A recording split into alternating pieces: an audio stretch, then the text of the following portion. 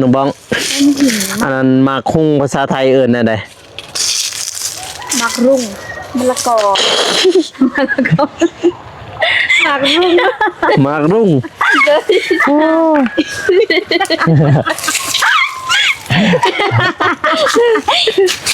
มากรุ่งเป็นอะไร กระถางตังสดนี่แหละมันจะบ่ยากเรียกวันตกมาขึ้นมาจับมีไผเด้สิมากินของกระถางเบิดดอกคนมากินพอแต่จะเปิดเจนบ่หานบอลบุจะเปิดเต็มเล็กเด้อเต็มหันเต็มมือเปิดเด้อเต็มหานแต่มือเปิดเด้อคันว่าเฮ็ดเต็มหันเต็มมือเปิดเด้คันว่าเฮ็ดทานตำส้มนี่ก็อยากไปเฮ็ดนั่นก่อนอยากไปเรียนนี่สิยากอยากไปเรียนประมาณ3เดือนเรียนแบบการปรุงแต่งปรุงเฮียนปรุงแต่งมันก็จะดีไปเกือบได้ไอโกขับรถจักนะได้วันขับรถมื้อนี้นี่น้องเกือบเป็น2เทื่อเป็นยังเทื่อที่1นี่น้องขับรถพอดีกะขี่อำพรเป็นคนขี่ข้างหลังนำเป็นคนครับเทื่อที่1กะเกือบไปตำอันนั้นเกือบตามไม่ช่างเกือบไปตำลักหั่นเด้ทำอะไรลักบ่แม่นลักนั่นนึงบาดไปทาแตงไปทาแตงอยู่ในเมื่อหั่นเด้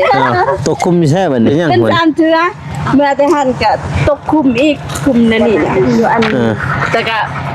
วันนั้นนี่แม่นน้องนี่หลับตาเพราะว่ากายรถใหญ่มากแล้วก็มีขี้ฝุ่นน่ะนะแต่เบ็บมันเข้าตาน้องก็หลับตาจังซี่ขับรถโอ้เป็นจังได๋รถหลับตาพอดีคุมแล้วมาแต่หันก็สิตั้มมันรถฝรั่งอีกให้บ่น้องมองใครมันมาอยู่ขายบูขายยังพญาคายก็ขายพญาคายก็ขายขายว่าแล้วนี่แต่ตัวมาเอากระสอบเอามาขายเอง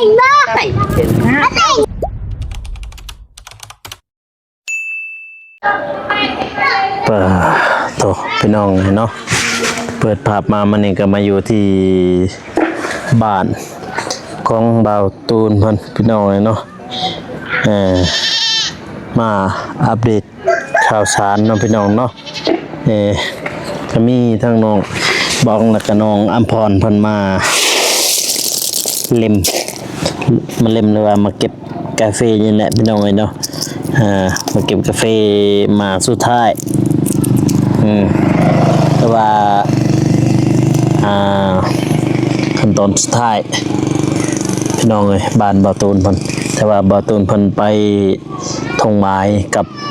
บ่าวเตียงทองเนาะพี่น้องเนาะหรือว่าอายใหญ่พี่น้องเนาะบ่าวกัวกำลังมาแต่บ้านบ่าวอานงพี่น้องเนาะพอเมื่อกี้ไปงัดทีนซอยเพิ่นพี่น้อง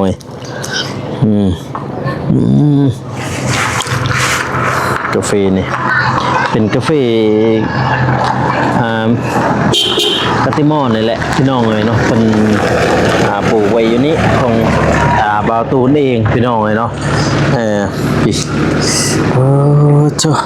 สองสาวคนแม่นะเก็บกาแฟอยู่ในพี่น้องเนาะบ่าวตูนแต่กะบ่าวจิบแม่นะไปนำบ่าวเตียงทองพี่น้องเนาะไปทงไว้พุ่นแหละพี่น้องเลยเนาะเปิดภาพมาทางนี้พี่น้องเลยมันนี่ก็บุกมาเก็บกาแฟบ่าวตูนี่ครั้งเนาะพี่น้องเนาะเพราะว่าน้องบองกับน้องอภรเพิ่นมาแต่ท่าเตงคือเห็นมาแต่ท่าเตงนั่นแหละพี่น้องเนาะแล้วก็มาทางบอลที่ว่าเขาเจ้าจะเฮ็ดเพื่อนให้บ่าวตูนกับน้องบองนั่นพี่น้องเนาะแต่ว่าเพิ่นบ่มีงานเฮ็ดบ่มีหยังเฮ็ดก็เลยมาเก็บกาแฟมาเล่มกาแฟของบ่าวตูนก่อนพี่น้องเนาะซอยแม่ย่าน้องพี่น้องเนาะน้องเบิ่งเพิ่นซอยแม่ย่าก่อนอื่นหมดก็กราบสบายดีเด้อพ่อแม่พี่น้องเนาะบ่ว่าสิอยู่ภายในหรือว่าต่างประเทศก็ยินดีต้อนรับเข้าสู่ช่องบ่าวโกชนบทสปปลาวพี่น้องเนาะมื้อนี้ก็ ต่อจากอีพีที่แล้วพี่น้องเนาะมาเบิ่งสองสาวเพิ่นเก็บกาแฟพี่น้องเอ้ยน้องอภรแล้วก็น้องบ้องเนาะพี่น้องเนาะกระเจาะไผนี่ละเมียนตั้งแต่มื้อใดฮะมาหาเล่มกาแฟก่อนพี่น้องเอ้ยเล่มกาแฟบาวตูนก่อนพี่น้องเอ้ยจักสองสาวเพิ่นอยู่ใส่แหละอยู่พุ่นสองสาวเพิ่นอยู่พุ่น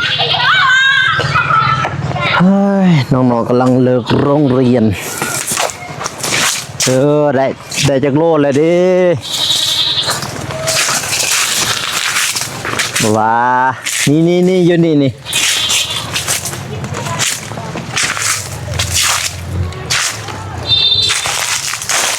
พี่กาแฟนี่อยู่นี่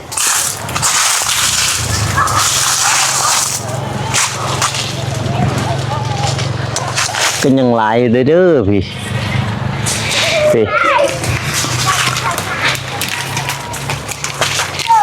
พูดเลยบ่น้องบ้องเราพูดเลยบ่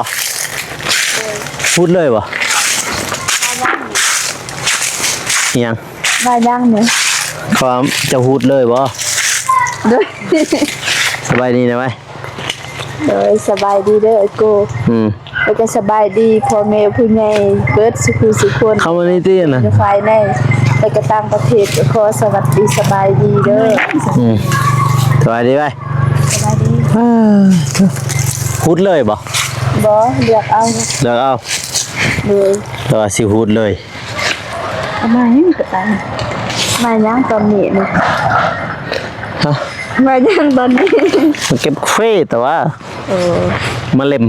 คิดว่าไอ้กูบ่ได้มานี่สิเก็บมาขายเอง แม่นบ่ แม่นบ่ได้เห็นเจ้าของเด้อ ของบ่อยู่เหรอ คนบ่ได้เก็บเอาไปขาย เนาะไป3คนเอามือกัน เพิ่นไอ้กูได้มากอ่ะว่ามือกันไปขาย มือกันอีกแล้ว ไปคลองเพิ่นบ่ฮู้เด้อกินเฟอเด้เพิ่นกินเฟอ ไปกินต้มตำสมนะจักโลเท่าไหร่แหละเดือนนี้ ลูกซอง ไปซองบ่ เด้อ3อยู่บ่ตัว3บ่ 3ชาซองก็เอานะ มันก็ได้เด้อ ตัวซองนี่แหละไปฮอดดอก3โอ้ไม่อันนั้นที่เสียของข่อย ไม่ก็ ไม่ บ่ฟ้า ไม่อันนั้นนะไม่ขาตังเกาะหั่นนะมันตกกูจะมาแต่ใส่มันกินนี่บ่ มาแตงจะมันหักไปไม่ยาหายได้เฮ็ดก็สิหัก มาแตงงานจักไปใส่เนาะบ่เห็นงาน บ่เห็นบ่ บ่ นั่นละเก็บกาแฟอยู่บ่เพิ่นเราไปฝุ่นบ่ไปเก็บกาแฟลักกาแฟบาตูนไปขาย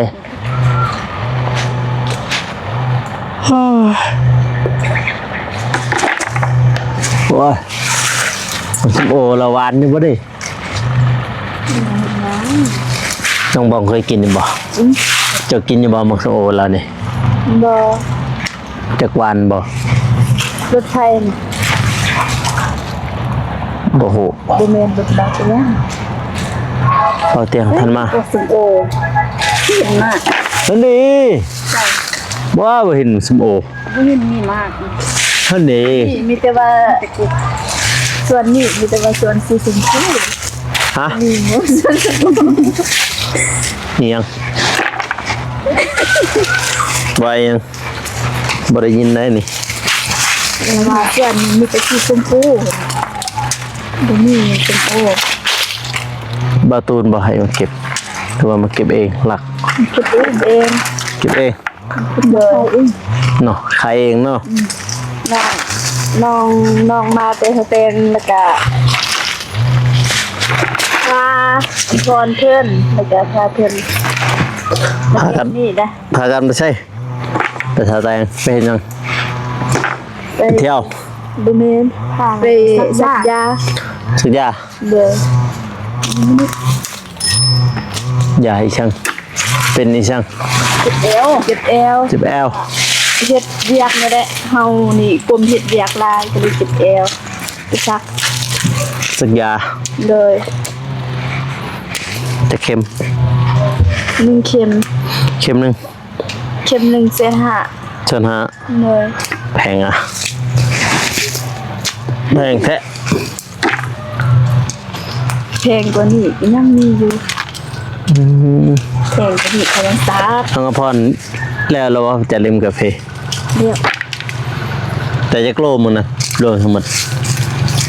70 มื้อนั้นเลยอ๋อ70 โลสอบป้ายนะ ด้วย สอบหนึ่งกับปลายมัน ได้ต้นเกี่ยงเพิ่น เออ มื้อนั้นหันยังง่ายมากแต่ว่าเก็บไปเบิ่งบ่ได้ มีบ่ เก็บไปบ่ เก็บกาแฟนี่มาเล่มกาแฟนี่ ได้แต่เด้โลนึงนี่20,000เลย22,000แล้ว 2,000แล้ว 23,000 จาก23หรือ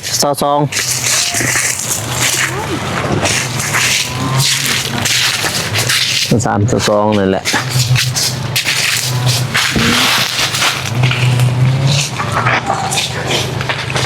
มีบ่มากเกี่ยงมีบ่ ในร้านอาหารช่วงจะซื้อช่วงนั้นลายได้มา บ่มีนะเก็บเล่มกาแฟนี่ เด้อมอง ใส่โอ้ เดี๋ยวไปรับเป็นประกอบจ้ะ ที่เขาเกี่ยงเดียวนั่นแหละเล่มกาแฟพี่เล่มกาแฟเบาตูนไปขาย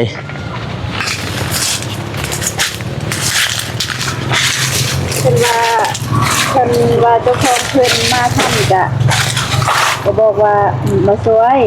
เพิ่นว่าเจ้าของเพิ่นมาบ่ทันใช่อีหยังเด้อ ไปเองคันเบาตูนมาท่านกะบอกว่ามาช่วย โดย คันว่าบ่ท่านกะใครเองเนาะ โดย เอาเลยคอยบ่เกี่ยวเด้อ นั่นมันเป็น นั่นแหละมันเป็นคอยบ่เกี่ยว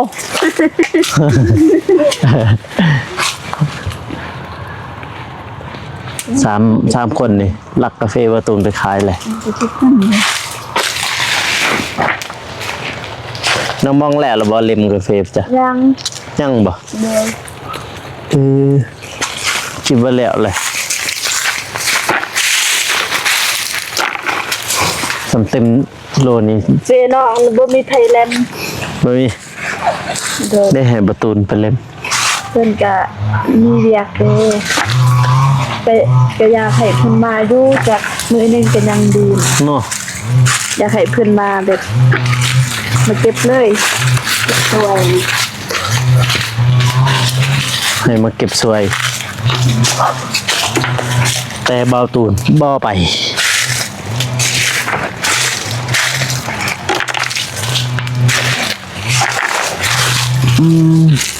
ฉันนี่หมากลำไยก็มีครบชุดนะส่วนเบาตูนนี่ ตะกกบ่มีมาก เอาบ่ทันได้ฮอดย่ามมันเนาะหมากลำไยก็บ่ทันฮอดย่ามมัน บ่มีมากสิให้กกหันครบสุดแต่ว่ามากหันบ่ครบสุด กระถาอีก มาก ปีหนึ่งสองปีถ่ายอีก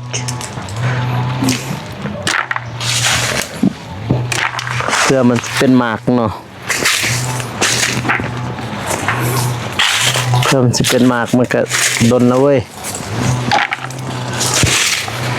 จีมะกล้วยก็มีครบเลยนะ ก็บ่มีแฮปปี้ เดี๋ยวมันหมาก เด้มีแต่มังหุ้งแว่อย่างนี้นี่ตำตก จำเป็นยังบ่สมน้องอภรตำเป็นยังบ่สมมัน มีอาชีพ มือสีบส เศร้าๆเพราะบ่เคยบ่ได้กินจักเทื่อมื้อหน้าตั้มซั่นน่ะเก็บกาแฟน้องบองหั่นถือกกถือสากไปตั้มอยู่หั่น น้องดันบ่เป็นมาคุง เด้เฮาก็เก็บแต่นี้ ตำเป็นอยู่แต่ว่าแซ่บ เด้น้องอำพรเพิ่นว่ามืออาชีพ เพิ่นไปบ่สวนน้องไปบ่ ไป ว่าสิซื้อไปสวนที่จักหนึ่ง ช่วยได้จักมือหนึง ไปกับไอโก้ ไปนำกันหมดแหละพอตูนมือวาง งานได้ไปคันวางไปใส่แบบอยากแล้วหมดเด้อ เนาะ ตามยืนยันคือว่าเก็บกาแฟแล้วโซนนี้บ่มีอยากหยังเลย ส่วนนี้บ่มีเวียกหยังเลยช่วยน้องบองเก็บกาแฟเจ้าไปเล่ม เป็นหยัง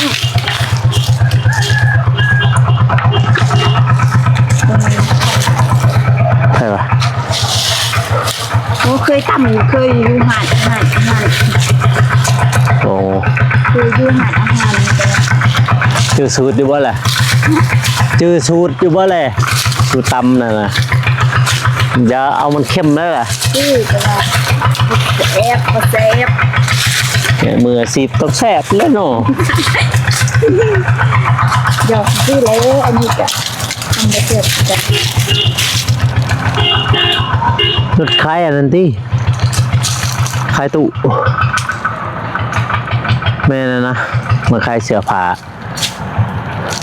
อืม เห็นเพิ่นเลาะเวียดเลาะ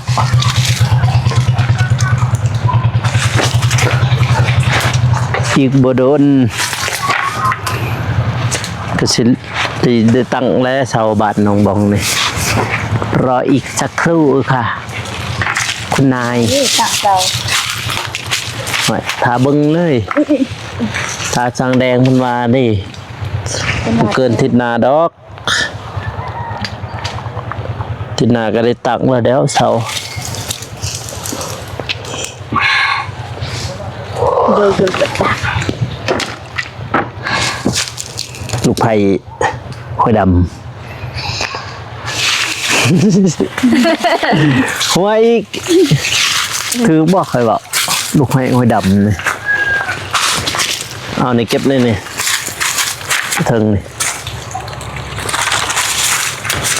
เต้วมันหักดิทิมไกลๆเราได้ ผมบุกเกลียวด้วยครับ ว่าน้องบ้องเห็ดหัก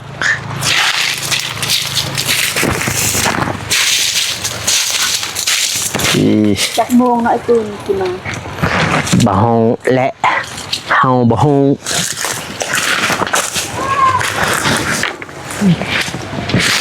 บ่ฮงอดจักมองบ่ตูนชะมาพี่บ่ฮงส่วนบ่ตูนนี่ครบสุด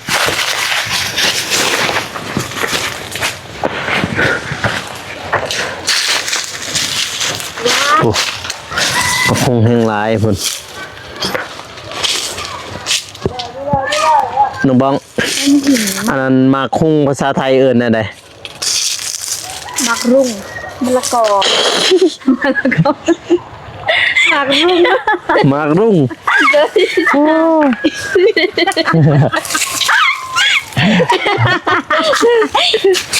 มากรุ่งไปเลย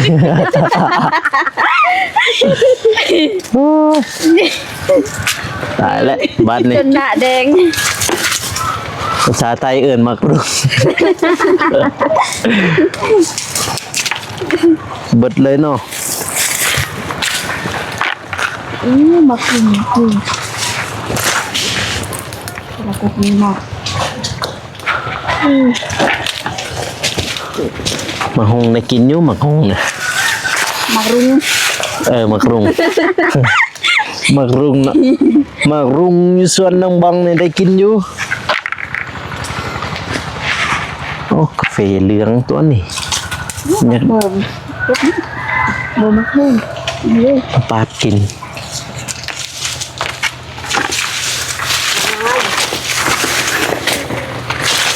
เป็นทำอย่างนี้คิดสบาย ไม่ได้ขึ้นอีก เคาะมือ กระถางตำส้มนี่แหละมันจะบ่ยากดูส่วนตกมาขึ้นเวลาเลย จักมีไผเด้สิมากินของกระถาง เบิดดอกคนมากินพอแต่จะเปิดเจนบ่หานบอลบุจะเปิดเต็มเล็กเด้อเต็มหันเต็มมือเปิดเด้อ เต็มหานแต่มือเปิดเด้อ ฉันว่าเฮ็ดเต็มหันเต็มมือเปิดเด้ฉันว่าเฮ็ดทานตำส้มนี่ก็อยากไปเฮ็ดนั่นก่อนอยากไปเรียนนี่มันสิยากยังอยากไปเรียนประมาณ3 เดือนเรียนแบบการปรุงแต่งเลย ปรุงเฮียนปรุงแตง คันว่าได้เรียนปรุงแต่งนี่ผ่านอยู่บ่เรียน ตำบ่แซ่บ เหนียวมันแหละ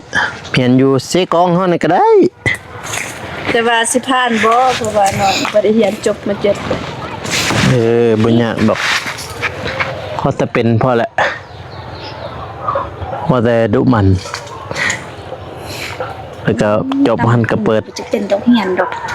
บ่มันก็มีหลายแนวแล้วเนาะ เพราะว่าสมมุติเด้อสมมุติเด้ออาชีพเฮาหันตำแนวอื่นแต่ว่าอาชีพคนในเมืองเขามากินเด้เขาจะกินแบบรสชาติอื่นอีกเขาก็บ่ฮู้เฮียนตำเฮียนเด้อ เฮียนปรุงแต่งเสกองนั่นน่ะ คุณเขาเป็นไว้บ่ฮอด3 เดือนเขาก็เป็นแล้ว เดือนหนึงก็เป็นแล้ว ตำทะเลสุกแล้วก็ตำกุ้งสดตำอาหารทะเลตำรวมมิตรแห้งขักจ้า ไปตำอยู่หาดอาหารนี่จะเสียบคนกิน บัวโรคตัวนั้น เขาเมาเขาบ่ติ หั่นเหล้าหั่นเบียร์หั่นเครื่องดื่มเนาะ ตำนะจะตำบ่ตอนใดไปอยู่ลงไปเฮ็ดเวียก บ่ว่าเลยตอนเมาเนาะตอนเมาเขาก็บ่สนเลย เขาก็บ่สนว่าเฮียนน้ำมูกได้ไปเฮ็ดน้ำมูก เขาก็ตำเป็นคือกันเจ้าอันนั้นเนาะถ้าตำมั่วซั่วคือกันเขาเมาแล้วเขาบ่ฮู้อิหยังดอกแซ่บบ่แซ่บเขาก็กินอยู่หั่นแหละ เขาก็เฮียนน้ำมูกเด้เขาก็ไปตำหัวเด้มูกไปโซน ตำอีหยังนี่ เราตำเป็นนี่ ที่ทางดีทางที่ดีน่ะไปเฮียนแล้วดี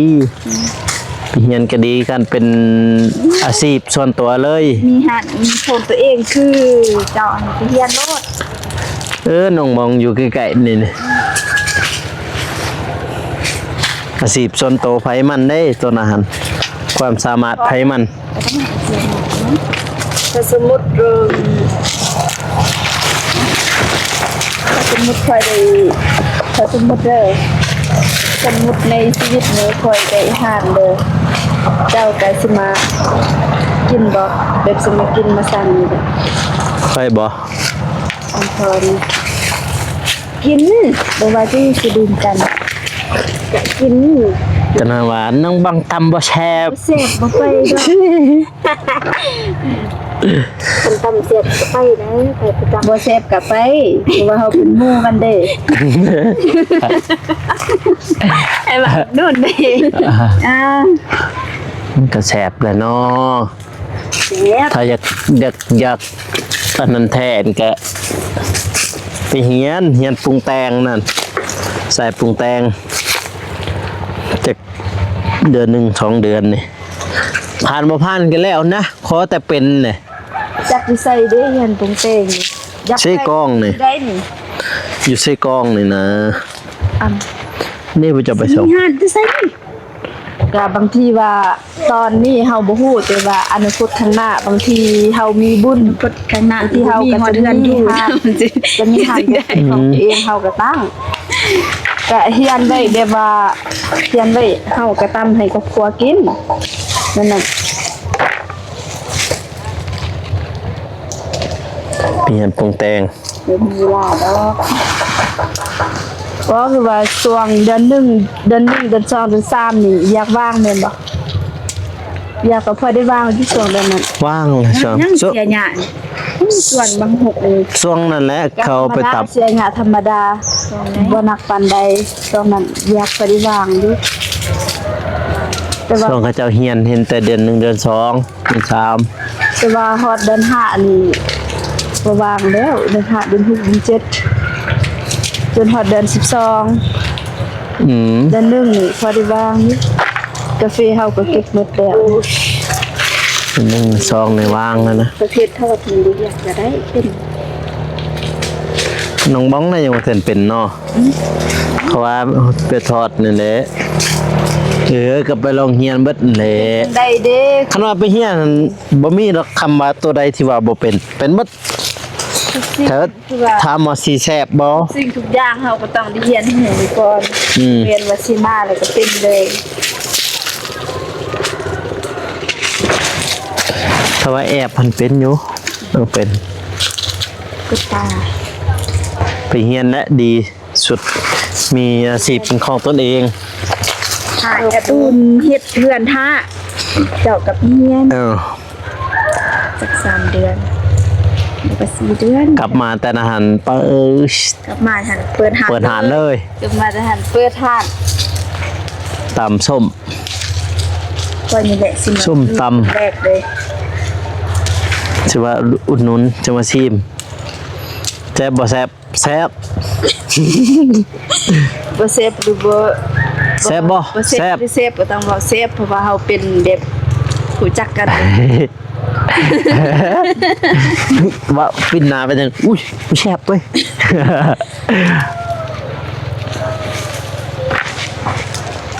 ไปเฮียนเบิ้งเฮียนอยู่ใส่กองคนนี้นะแกะนี่แกวงนี่ เอาน้ำเพียน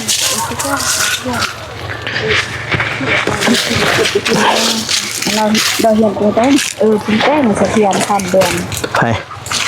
เป็นเลยบ้างเลือกอย่าเราเห็นเป็นเผา เห็นชนเผา เนวใดจะกินน้ มันไปกินสมมาบ่ ำบ่แมนแบบว่ารู้สึกจะกินน้ กินยังมากินเฟอ ำก็เจอกันยังเกิน กินเนื้อเค็มมาแม่นและเนื้อเค็มพันแล้วมันจึงอยากมา มันดูจะดีไปเกือบได้ไอโก เนี่ย ขับรถจักนะได้วันขับรถมื้อนี้นี่น้องเกือบเป็น2เทื่อ เป็นยัง เทื่อที่1นี่น้องขับรถพอดีกะขี่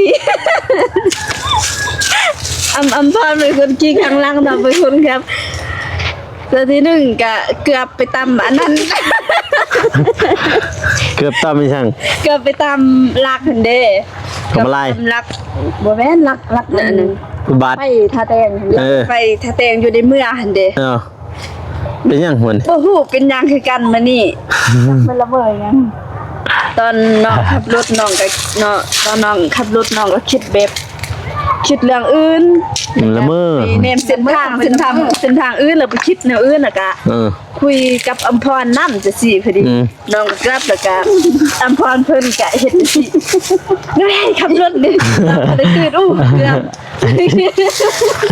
กันบอดนี่โอ้ยเห็นแล้วพระเจ้า ได้พอดีมาดานตกเมื่อทัน ตกคุมใช่บัดนี้ เป็น3เทื่อเมื่อแต่หันก็ตกคุมอีกคุมนั่นนี่นะอยู่อันแต่ก็บ่ คุมวันไหนคุม อีปั้นเลย โอ้ บ่นั่น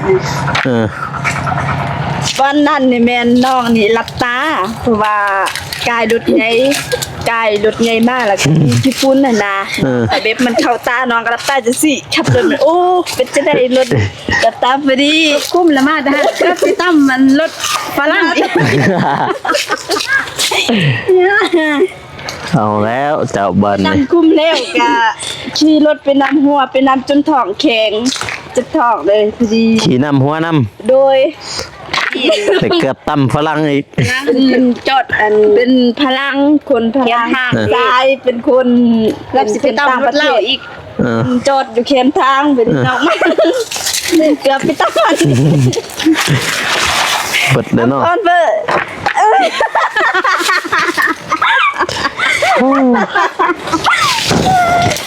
เบิดแหละ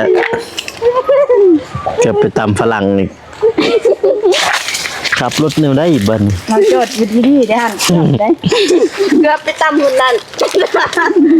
คนคนพลังหันกันจนตื่นแต่ว่าน้องครับน้องแต่ว่าน้องครับน้องกันยังเดียวท่านดูคนพลังหันโอ้อำพรเพิ่นก็นั่งหัวคอยก็ขับหัวคือกันขับไปนำหัวไปนำแต่ก็น้องก็เว้าว่าบ่ฮู้เป็นหยังมื้อนี้คือเว็บว่ามันจะเป็นจังซี่ตลอด เลยเด้ เพิ่นละเมอ ละเมอเลอไปเลยคิดไปเลยเรื่องอื่นนั่นคิดไปคิดมาหลงช้ำบัดนี่ดีเด้หันยังเหี่ยวทัน เสียเงินให้ฝรั่งอีก พยานบ่ฮอดให้ฝรั่งซ้ำตำ ตามพี่น้องคิดค่าแต่ว่าถ้าสมมุติเฮาก็ไปตำคนพลังหันเคเวลาเฮาจะคุยกันเฮาก็บ่ฮู้ภาษากันเด้ ชิวๆ เอาภาษาเพิ่นเฮาก็บ่ฮู้บัดเวลาเฮาเว้าเพิ่นก็บ่ฮู้เด้ เออ คนดังบ่ฮู้ภาษากันแน่ สุคนสุบฮูได้มันต่างประเทศซ้ำมันนี่เบิด เราก็บ่ให้ได้ขอบ คือบ่ให้น้องอภรครับ จักแด้ รถไผหั่น ลุดลุง ม บ่แต่ว่าก็ปกติเวลาน้องไปทางแตงน้องก็แบบว่าน้องก็ขับเองก็เคยขับแล้ว พอดีขับมื้อนี้บ่ฮู้เป็นหยังอะดีคือแบบว่ามันแบบเกิดอุบัติเหตุอะนะ เป็น3เทื่อพุ่น ระวังเด้ขี่รถขี่ลางน่ะ เห็นมันเนี่ยอยู่ทางอื่นตกคุมอีก ลบเองหันใครได้เข้ามาซ่อนเอานี้มีแต่ซื้อได้ยังเหลือแต่ซื้อได้บ่ได้เห็นหน้าได้แต่ว่าอีบงดาดผู้เซ่ และรถคือได้รถมากอะหัวคันบ่รอดมันจักนิดเลยเนาะคันบ่รอดมันจะเสียน้ำตา จะสิเสียบ่น้ำตาจะสิเห็นบ่น้ำตาจะหั่น เสียแน่คือว่าเขาไปยึดที่ก่อนด้วยแต่ทีนี้ก็ได้เป็นทางลายเขาก็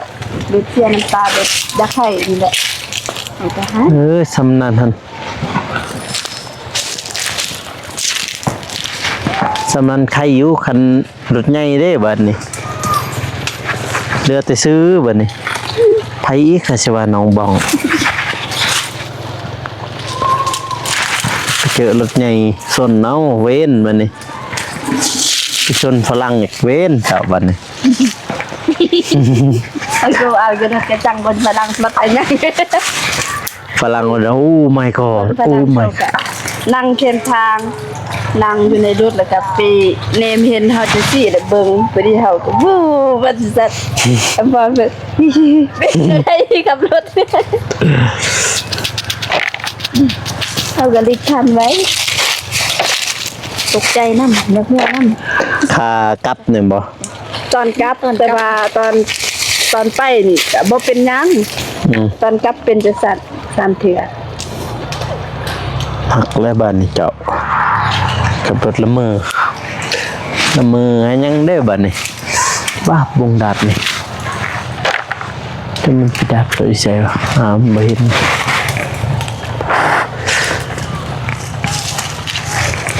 จักโมงโอ้4 โมงครึ่งนั่นนี่ จะทายตูนเพิ่นก็ว่าจะน้อยกลับเด้อน้องจะน้อยกลับเด้อน้องนี่ก็ท่าดนดี บ่ต้องกลับดอกเจ้าว่าไอ้ตูนบ่ต้องกลับดอกน้องสิขายเองกาแฟนี่เพิ่นฮู้ว่าจะกาแฟบ่ฮู้ขายเลยเนาะ เป็นบ่ฮู้ หลักขายเลย เนาะมีเก็บกาแฟแต่ว่าพวกน้องแต่งตัวงานให้ไปเก็บกาแฟแม่น ตอนแรกหันเพิ่นบอกพอดีน้องมาน้องก็ท้ายน้องว่าอีไสนี่น้องกับมาพาอ้ายอยู่เฮือนเพิ่นก็ว่าตอนนี้อ้ายออกอยู่นอกว่าถ้าจะเธอได้มาแล้วจะเก็บกาแฟเลยน้องก็ยกเพิ่นบอกว่าสิเก็บได้แนวใดเฮาก็มาแต่แตงสักยา เพลงตัวบักงามๆเสร็จเราเก็บกับเพลงอันนี้ บ่ได้เนาะมาตูนเนาะกำลังแต่งตัว ตัวเพิ่นก็บอกสิเปลี่ยนเครื่องน้องก็บอกว่าบ่สิข้านสินั่งถ่ายอยู่เรือนนี่แต่ก็บ่ยกเพิ่นที่แท้ก็ไปเก็บ ทาโอ้เจ็บเด้อบงดาดเนี่ยมันดาดเจ้ามันอยู่ใส่หานบ่พอเห็นเฮ้ยหลายแล้ววะโอ้ไปหลักไปเมื่อไป ได้แล้ว3โล ได้แล้วว่า2 โลคนนี้ ได้ หา ส้มละ หา พวกนึงก็ได้ ได้แล้วคงหนึ่งตำนี่เนี่ยไปเมื่อโจจั่วแมันบ่จั่วบ่เมื่อจั่วเมื่อพี่น้องเอ้ยว้ายได้กาแฟบาวตูนแล้วพี่น้องเอ้ยวันนี้น้องบังกับน้องอภรเพิ่นมาเก็บกาแฟบาวตูนแต่ว่าบาวตูนไม่อยู่เพิ่นไปเพิ่นแหละไปทุ่งหวายเพิ่นแหละพี่น้องเลย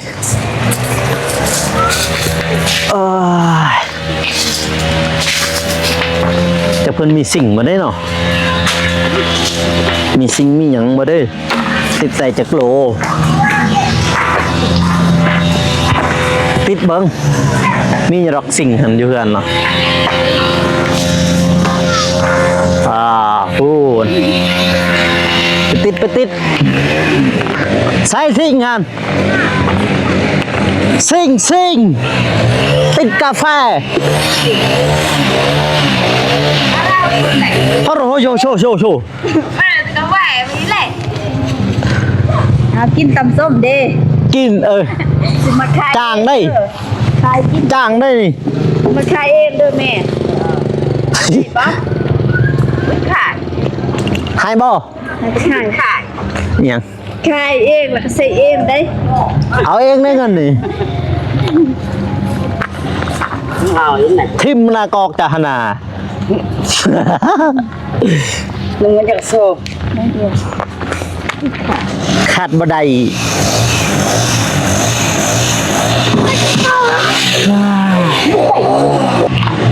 ให้บ่น้องบองใครเอง แล้วมาอยู่ขายบูขาย ยัง จะขายก็ขาย พันจะขายก็ขายขายว่าแล้วนี่ แต่ตัวมาเอาก็ซับเอามาขายเองต้อง